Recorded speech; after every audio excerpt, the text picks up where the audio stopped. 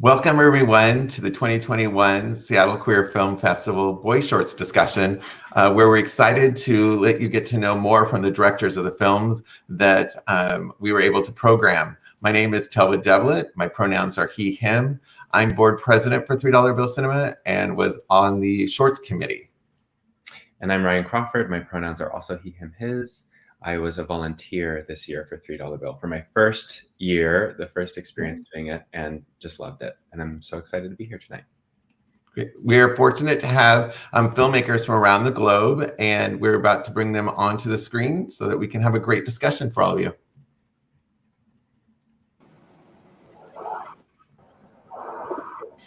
Well, welcome, all of you filmmakers. I'd love to just kind of go around. I'll call out some people just to talk about which was your film and where you're calling in from, because it's kind of exciting to see the reach that our festival has done. So I'll start with Shivin and Sunny. Hi, I'm Shivin and that's Sunny. We're here representing The Lonely Prince, and we're joining you from Mumbai, India. Okay. We'll go over to Anna and Frederick. Hi, I'm Anna, and this is Frederick, and we are the filmmakers behind Flamenco Queer, and we are calling from Madrid, Spain. Welcome. We'll go to one of the two Matts, Matt Jennings.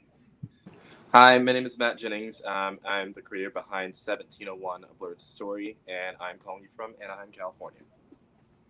Great. And then Matt Guerin. I'm Matt Guerin. I am the director of The Big Snore. Very pleased to be programmed in the festival this year, and I'm calling from Toronto, Canada. I love it. We're gone global. Mm-hmm. So we're just going to jump right in. I know in traditional format, we would have had all of us in the theater together and being able to see each other's films. So Ryan and I will hopefully help to kind of draw some parallels, but it's a lively discussion and we look forward to talking with you. First off, as we went through the films, we were looking to program just kind of a continuity, tends to be more lighthearted fare and boy shorts or thought-provoking. And one of the things that we saw initially was just how you dealt with relationships. And that was a theme that we saw throughout these films. And it could be relationships within families. It could be dynamics in romantic relationships. Each person, it was even relationships with understanding your own core motivation. So I'd love to go through and anyone can jump in, but talking about how that theme came through for you in the films that you brought forth for us.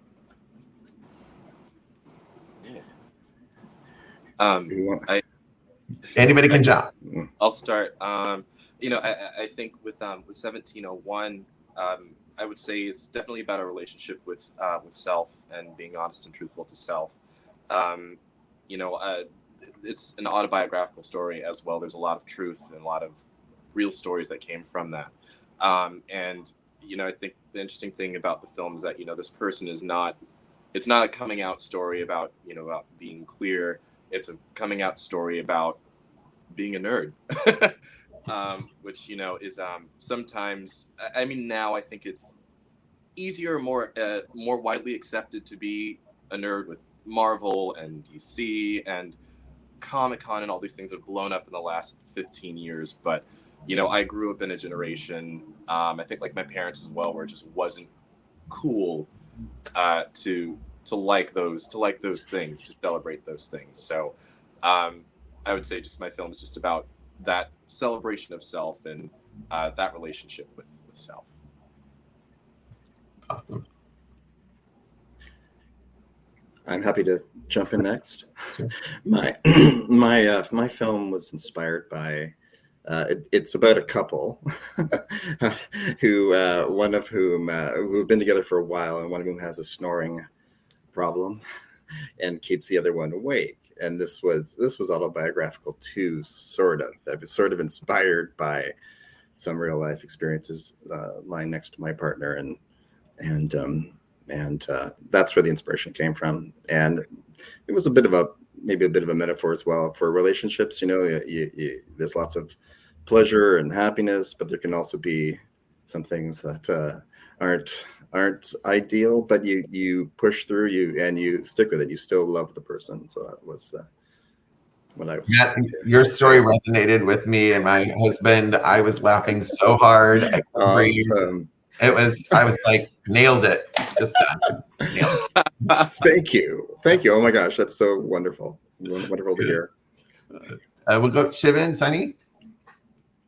For us, Lonely Prince was a lot more about self. I think the journey of confronting yourself and the way you identify was a narrative Sunny and I both were like kind of bordering on exploring, and that kind of came through in the film too.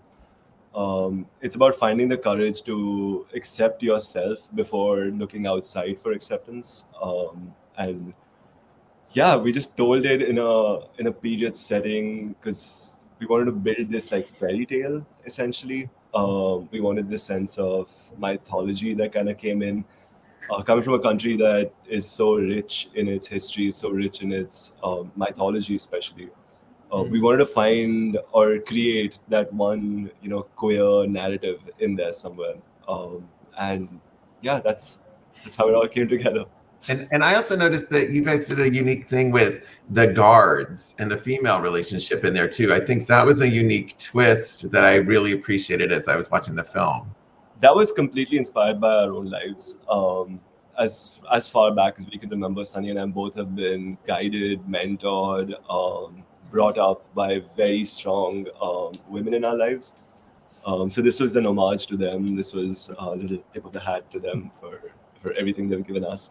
And I think it also creates a very interesting relationship for a man or a cisgendered man finding out who he is in such a nurturing environment, in such a loving, almost feminine environment, having to discover who you are away from traditional masculinity, traditional heteronormative ideas. So that's kind of, yeah, that's how it all fit in, I guess. That's great. Go down to Anna and Frederick. Yeah, well, I agree. I think our film, Flamenco Queer, is quite similar to what some of the other filmmakers were saying, in the sense that it's about our central protagonist, Manuel, who's a flamenco dancer, and his personal journey of discovering who he is, right, and how to express that.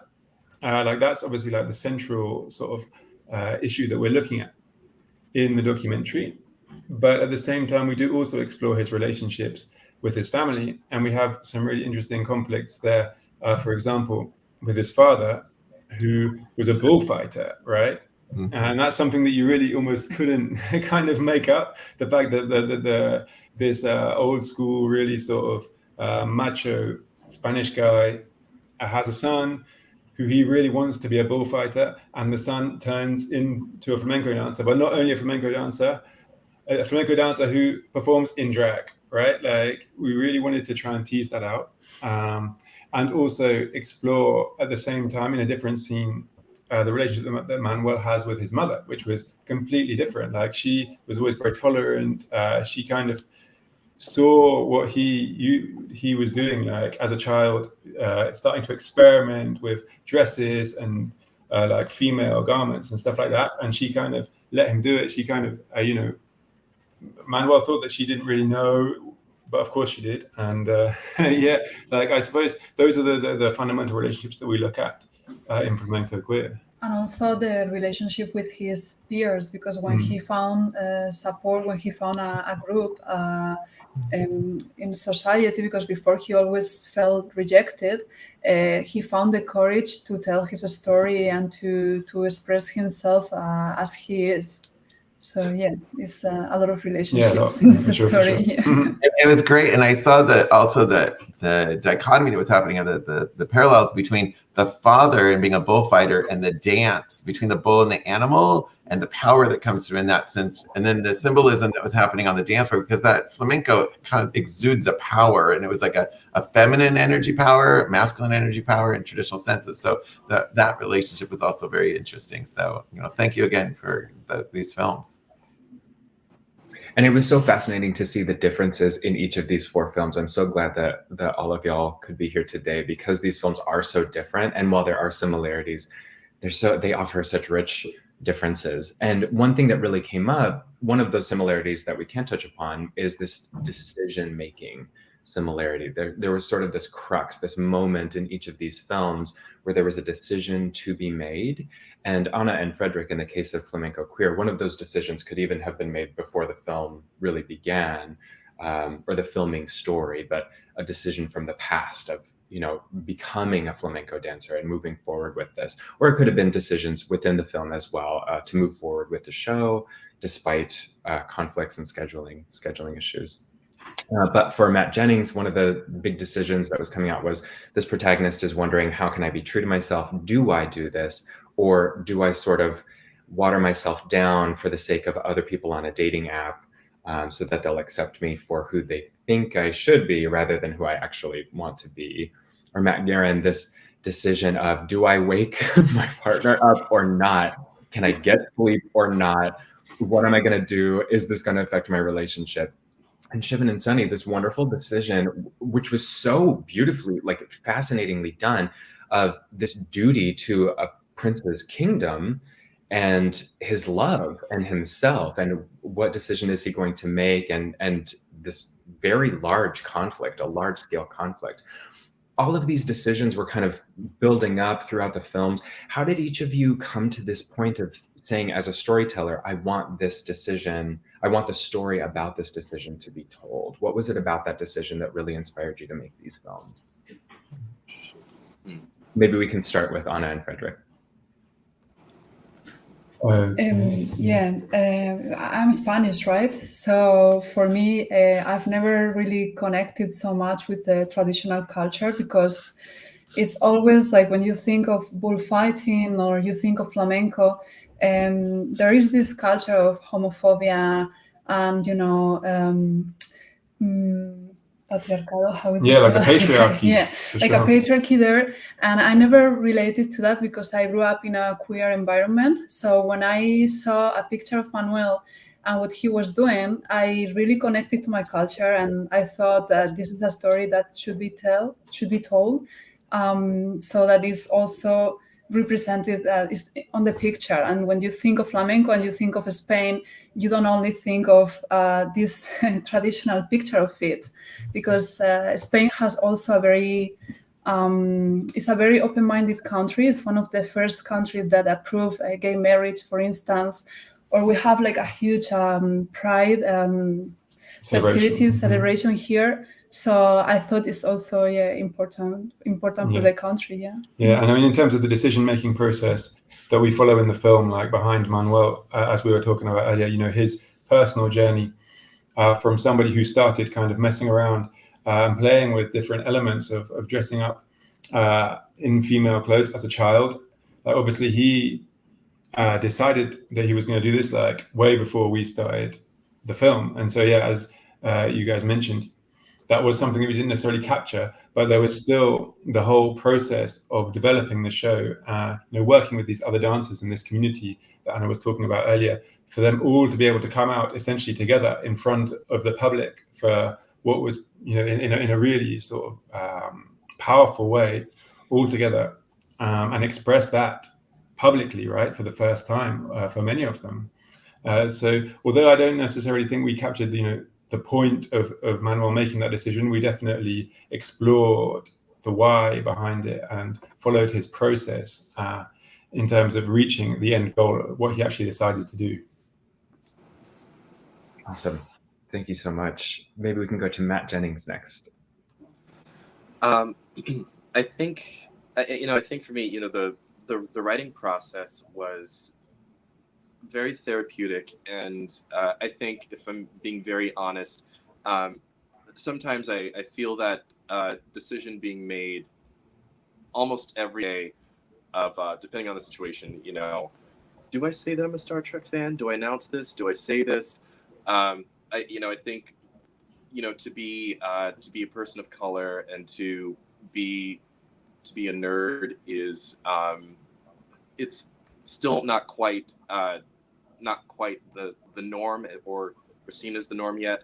I actually did a play festival, which is the play that I did in the festival is what the short film is based off of. And in the play, I use a lot of Star Trek stories and films to I guess more or less explain different things that have happened throughout my life. And when it came time to write the film, or when it came time to submit the play, I got accepted into a festival, and the person that accepted the play had an interview, and he said in this festival, where else will you see a show about a Black gay man professing his love of Star Trek? And that it wasn't meant to be negative, and I mean I appreciated it, but at the same time, the statement was still more or less saying that this is an anomaly. And we're all complex individuals. We all have different things that make us tick. So when it came time to write this short film, again, it was just that feeling of always making that decision in my life. Do I say this? Do I say this? Do I admit this? Do I tell people about this? Because it's still not widely seen as normal. And I think in the story, in the short film, I wanted this person to yet again make the decision and say, yes, I am here. This is who I am. Yeah, it was almost it was like a coming out, a story, even like a secondary coming out. It was very reminiscent of, do I be true to myself, or do I make myself an easier pill for other people to swallow? It was really well done, Matt. Thank you. Thank you. How about Shivin and Sunny? Would you like to share your thoughts about this decision from the film and what inspired you to include this? I think it's when you have an internal goal film, like something that's not easily physicalized, like accepting yourself. Those moments of decision are really, really important, because you need to show what your character is thinking, and you can't show it through dialogue, or you can't show it through like, I'm feeling this way right now. Like, it's very strange, because it's almost like a silent movie. You're just trying to figure out what your character is thinking. And as it goes for like the whole story, I think it just becomes easy when you write with a writing partner. And because Shivin and I are brothers, when we were trying to come up with the story, it was almost like, I said something, and then Shivin says, then what? And then I'm like, I don't know, you say it. And then he makes the decision to take the story forward. And then I'm like, then what? He's like, I don't know, you say it. So that kind of like that ping pong of ideas already like makes like a very natural flow to these decisions. And then when it comes to directing them together, it's another layer of trying to like decipher our thoughts for the crew and for everyone on set. And yeah, it was really important. Now that you're saying it, what were your moments of decisions in the films? Yeah, I think I'm going to take this with me. I'm going to think about that a little bit more. Because I think in the narrative itself, there's one major decision that's made by the prince himself. And 10 minutes, 12 minutes after then, the entire film is just building up to that. Like starting off with an image of him, trying to imitate his father and failing. Starting off with that level of disappointment, and just breaking the character down so much in the very first image of the film. We didn't like really give him much to go lower. That was his rock bottom. So from there, then his love interest being introduced, he was constantly just bombarded with options, and then just struggled to kind of deal with them. There's this level of like overwhelmingness that we wanted for him to kind of go through, until he had no choice but to make a decision. He was left alone. He was left with his thoughts, and he had to either choose to confront them or let the love of his life get away. So yeah, I think like that was the one big decision that we drove towards. Yeah, it seems so. Of course, well, I'm making an assumption that none of us are royalty on this call today, but so maybe the stakes are a little lower, or feel a little lower when we're making decisions like that. But metaphorically, it was so powerful to think of, is my queerness a liability to my people? Is my queerness a liability to my responsibilities?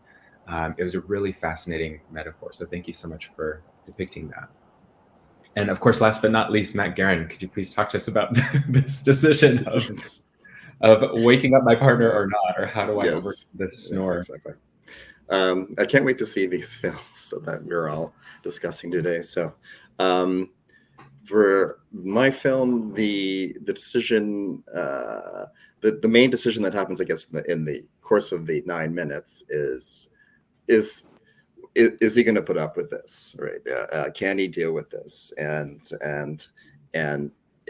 this, I literally said this line to myself that night that I was inspired to write this short 3 years ago, and it was when he the line is, "What would I do if you ever stopped breathing?" And that is kind of summed it up for me, for the character, because despite the fatigue and the inability to get rest, your partner means everything to you, and everything about him is or her is worth it. So that to me was the decision that someone in this somewhat comic situation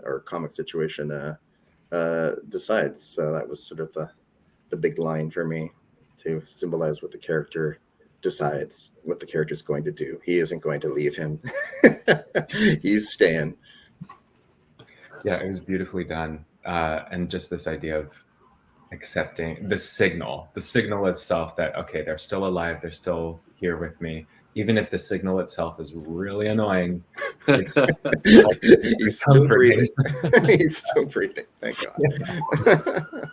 That's awesome. As we looked at these films, what I realized, this is the short film category, and what I found just really interesting to me, from a viewer, was that I wanted to know more. Right, the idea was sitting there because these films are, like, in some cases, sometimes they're encapsulated, and you're like, oh, that's it. That's the only story I wanted to tell. I'm curious with all of you, is if you had the magic funding wand or the creative abilities, would you take these further? I mean, I can see, Matt Jennings, in my mind, all I kept thinking was the film Talk Nerdy to Me, right? Like, that's what in my head kept happening, was this full-length feature film of Talk Nerdy to Me.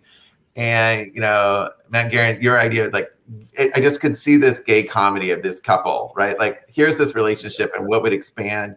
Shivin and Sunny, I was like, I want to go to this fantasy world and watch this whole adventure. I could see this huge gay adventure, like, as how the dad would chase. And I was filling in. My story was going, as well as, in Flamenco Queer, I think we got the beginning, but I was like, where does that performance go? How do they impact in their community? What other ways do they bring their dance and even the other people within that community? How do they find each other? There's so many questions. So my follow-up question to all of you is, what is the future for your film story? Like, in the short term, what is your goal? And then would you ever want to explore going bigger? Or are you like, I'm ready to do this, or I'm already working on something else? I would just love to know where you are in your creative journeys, because this short films are like the seed to the bigger stories. And I think, Matt, I'll start with you, Jennings, because you said it kind of came from a play, right? So there was a germination, and now you've gotten to this point. What is that future, and what's going on in your artistic journey? So if I'm being completely honest, this was more or less a pilot of at least 2 other episodes that I've written for this overall. Ideally, I'd like to have 6 overall, but the first 3 to me work as a good arc. So right now I'm in the process of, like, sending the paperwork back and forth with SAG to film episode 2 and 3, but there's more stuff to be told. Matt goes through more things, and the formula is just more or less, again, you have this world in his head that is the Star Trek world. In his self and his core, he's on the Enterprise in the captain's chair. He's got the logical brain of Spock, and he's got the emotional brain of Dr. McCoy, that are always battling with each other, that are trying to help him make these life decisions on the outside. So there's more, and God willing, I get to film at least one of them before the year is out. But there are at least 2 more that are written that I'm going to film. So there's more coming. That's awesome. It's great. And we'll hop over to Spain. Frederick, what about you? For you, how is it going? Progressive? What's your next steps with your film and or your storytelling? Yeah, so with the Flamenco Queer, we are actually now working on a different film, but about the same story for a German TV. So we are, which is going to be part of like a series, exploring gender issues during over 6 episodes. Yeah. So this is like a part of one of the episodes, and we are working on that. Yeah. And we also thought of making a feature, but it wouldn't be non-fiction. It would be more like a kind of based on a true Yeah. story adaptation of Manuel's story. Because as we said, we kind of didn't get to witness this decisive decision-making moment that we were talking about earlier. And it would be really interesting to really dig deeper with Manuel and go back to his childhood, right? And recreate certain situations and explore how it felt to him as a young man growing up, right? Not only now, because he's already like 40 years old and he's had a long time to think about this stuff and develop his ideas. So it would be really cool to potentially, adapt it into a screenplay or maybe even a series, right? Like if it doesn't necessarily need to be a feature film, it could potentially turn into a series. So if anybody out there is interested, this is going to be sent out to many people. So you're putting your contact information out there. It doesn't hurt. All right, we'll jump over Matt Guerin. Let's see. This was sort of a one-off short film, but it was my second short film as director, which the first film called Try Curious was also about a couple, a gay couple going through contemplating doing their first threesome together. And this one, I wanted to be a bit more romantic. And I think I'm definitely thinking about making it a three-part or a third short that perhaps delves into the same issues or perhaps changes gender. We'll see. As I'm working on that, and the TV series is a fascinating idea too, but we'll see. And I'm also I'm writing another screenplay as well that is not particularly inspired by this short, but and perhaps goes into darker, more serious territory. Although, I do think about what kind of films I like to make. I like to not necessarily put more darker stuff out there because there's enough dark stuff already, disturbing stuff. But we'll see. I need to flex my creative juices and perhaps not just do comedy. You're getting your balance. You're like, yeah, okay, there we go. Yeah, I think I need to balance over here and do something more serious. Perfect. Well, we'll hop over to Shivin and Sunny. Same question. I think Holy Prince is definitely going to be our passion project that's going to linger with us for a bit. We've been developing a feature script for it for a while, but I don't know. It has to be the right time for this film. It's something that's very, very important to us, not just like as a piece of craft, as a piece of like filmmaking for us, but also, I don't know. I think we're burdening ourselves with the idea of creating a queer fairy tale out there that we can eventually pass down generations. So yeah, it will happen definitely. The question is when. Always is, right? Mhm. Funding time, actor schedules. You guys have it all going on. Money. I'm so excited to hear that there is future life for all of these projects, or in Matt Guerin, in your case, an additional project next, because I'm obsessed with each of these stories and they teach us so much. They really break ground, and I think they're really impactful, maybe especially for young people, to be able to watch and see themselves reflected, or to see new pathways unfold for them and how they can move forward in the world authentically and represented in a more holistic way. But even as an adult too, I feel like it uncovers so much ground and exposes so much and allows us to think in different ways, to consider different possibilities. Absolutely. What do you think, Telved? Do we have time for another lightning round question? Yeah. Okay, wonderful. I'm personally just really curious, of course, being Matt Guerin, I think you touched upon this a little bit with maybe some of the darkness that we're experiencing as filmmakers. COVID has certainly impacted a lot of folks' production schedules and abilities to get actors together or book sites and settings, etc. And even if films were created before COVID, just distribution afterward and being in the circuit, in the film festival circuit, with COVID in mind can be different. Is there anything that you've learned through this experience that has really bolstered you as a filmmaker, or has really challenged you as a filmmaker to adapt or to grow? Maybe we can start with Matt, Guerin. Okay. All right. Yeah, it's been quite a time, quite a year. We filmed this in November of 2019, and it was there were some intimate scenes, and I realized, oh my God, because I had been kind of wondering, when will I do this, and finally settled on November 2019, and thankfully we did, because we couldn't have shot it. It was a non-union production, and I don't know how we could have possibly got it made during COVID, frankly. So that was a huge deal. And of course, 2020 was all film festivals struggled, and some were just made virtual or postponed and couldn't take as much content, and that had an impact as well, getting it out there. So hence why I'm thrilled that you guys have still programmed it this year.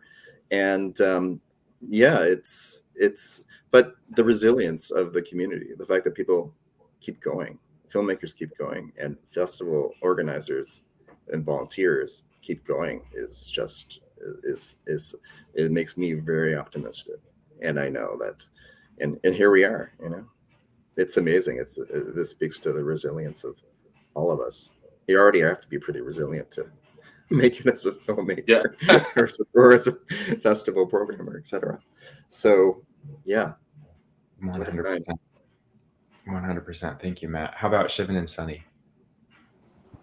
I think it's a terrible time for sure, but there's sort of like a silver lining, because it has taught us that the world is really small. Like we're a lot closer than we thought we were, because the amount of people we've spoken to, interacted with, I don't think we would have been able to if like they were still like non-virtual film festivals.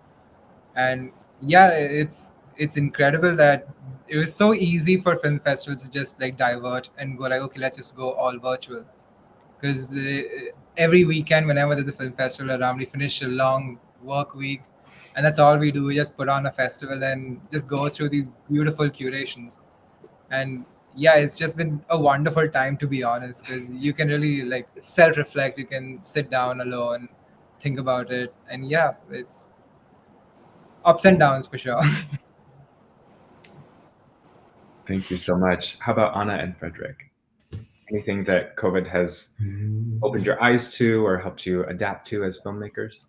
Yeah, like for us, it was a huge change in our lives, because we both are journalists and we hadn't lived in Europe for the last 10, 15 years. So for the first time, we had to come back to our countries, and we've been working on stories in London and Madrid, that's where we are from. And it's been interesting to look at our countries, for the first time. And this took us to very exciting topics and stories. And so it's been not that bad. Like we were quite lucky. Yeah, and there, of course, like during production, it was very annoying to have COVID happening around the world, right? Because we had planned to bring a DP from London that we really like to work with here in Spain, but they just couldn't fly. At the last minute, they literally cancelled 2 days before we were starting to shoot the project. So we were on the train, traveling from Barcelona, where we were living at the time, to Granada, where we had the main shoot, like literally calling people up, trying to find like someone who could come in and help us out. And luckily, there was a friend of mine from film school, and he's from Seattle, so I hope he'll be there at the festival. Yeah, Sasha, hey, if he's there. And he was our DP, because he's a great DP, and his girlfriend is from Italy, so he happened to be here, and like everything he was just coming to worked Europe out. anyway. Yeah. But I guess one thing we could say is that Flamenco Queer might not have actually happened if it weren't for the pandemic, right? Because we wouldn't have been in Europe. We were actually living in Mexico. And the whole situation which led to us now living here and, getting kind of stuck in Europe during the pandemic, life would have been completely different. If if the pandemic hadn't happened, obviously, or like for everybody here. So I guess it comes back to what the other guys were saying earlier, that, you know, every cloud does have a silver lining. And we've been able to, despite all of the madness going on all over the place, actually create something. And we're really happy that, you know, people are having the opportunity to see it now. And yeah, we're really grateful to you guys as well for, you know, for selecting us for this festival. Wonderful. Well, I'm so glad that you made it, because this was such a gem of a film, and I'm so glad that that happened.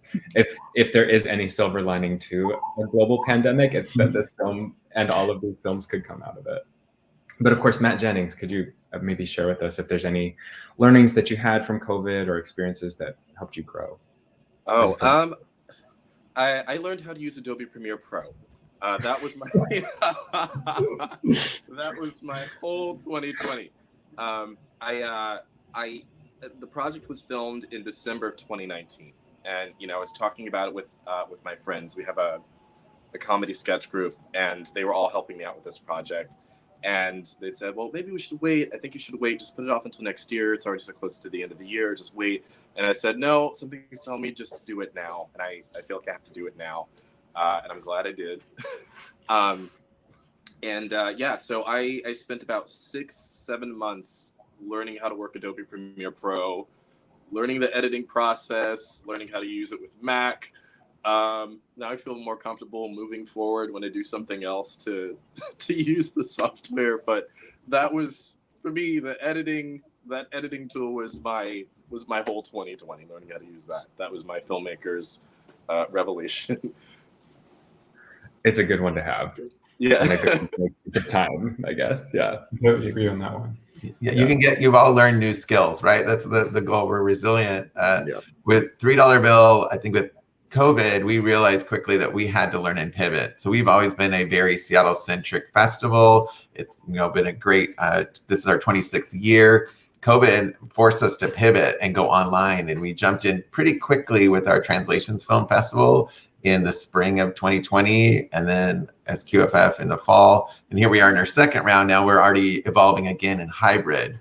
But what we learned was that it allowed us great accessibility. So we now can cover Alaska, Oregon, Washington, Idaho with our film coverage instead of being so centric in the urban areas. It allowed us to learn about the accessibility of people so that they could be in the comfort of their home, wherever their device was. And that's really been tied to our mission in elevating queer stories and really impacting our community. I'd just like to let you all just have closing statements about your film, where they can find it after, if they want to tell their friends about it, if they miss it during the festival, as well as what it means to you to be able to be part of the Seattle Queer Film Festival now. We're so happy to have your films. We'd like to know from you as a filmmaker, what did it mean when we selected it, and what was that impact to you? And I'll jump to Shivin and Sunny. You can track our Instagram to continue following the film festival circuit with The Lonely Prince. It's honestly been an honor to be a part of SQFF. We've been tracking it for so long with our previous films, and then we finally have a chance to showcase, even if it's just in virtual. Hopefully next year we'll be back in person. But yeah, it's a pleasure and an honor to be here with everyone. And thank you so much for the entire team for having us. Thank you, guys. Absolutely. We'll go over to Matt Jennings. If you want to follow anything that's happening with the film, just go to my Instagram at MLGen. I believe that's what I typed in there, at MLGen. I'll continue to share anything that's happening with 1701, as well as the episodes to come. I think for me to be accepted into the film festival was another feeling of yes, someone wants to hear what you have to say, and you know, yes, there is someone out there that has resonated with your story. So for me, it was a confirmation to keep going, and I genuinely appreciate that. Thank you.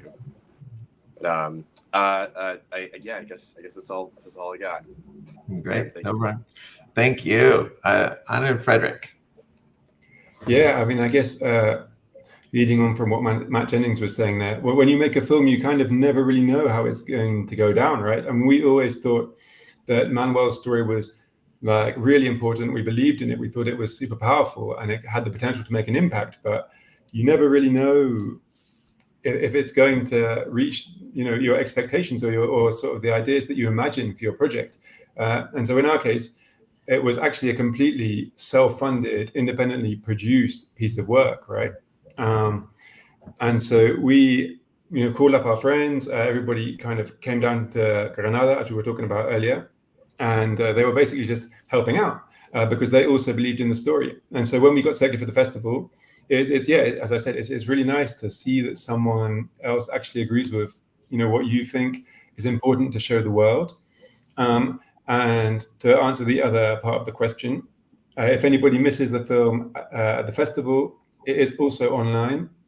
We got a distribution deal with The New Yorker, which again was like another really amazing vote of confidence to have for our project, having like produced everything completely independently. So you can find the film there at newyorker.com and on YouTube.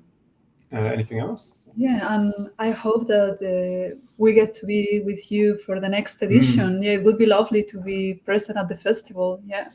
Thank you so much. And we hope you get amazing crowds and the whole event, goes as well as it can, considering great, that we're still kind of hopefully coming out of the pandemic now. The best of luck with it, and thanks so much for inviting us. Absolutely. It's been a pleasure to even get to talk with all of you today. We're going to pop up to Canada. Matt. Yes. I echo all those sentiments. It was a thrill last week to hear about this. I kind of thought the festival run was perhaps done, but so this is great. It was a great surprise. The film is available for streaming on Deku for anyone who misses it in this festival. And if you want to follow me, you can follow me on my Instagram, MATTFGGG. And there's also a Facebook page for The Big Snore when Facebook is working. You can log on to it. I'll share that with us here as well.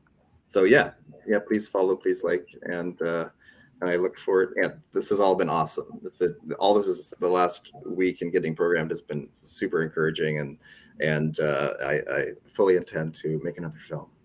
Yeah, and hopefully we'll screen in Seattle. We would love it. We've had many filmmakers return over the years in our festival, and that's why it's so important to us, and why we're thrilled to survive through the impacts of COVID, which has been hard on artists around the world. And we are fortunate to have such a great community that's connected to our film festivals and our programming.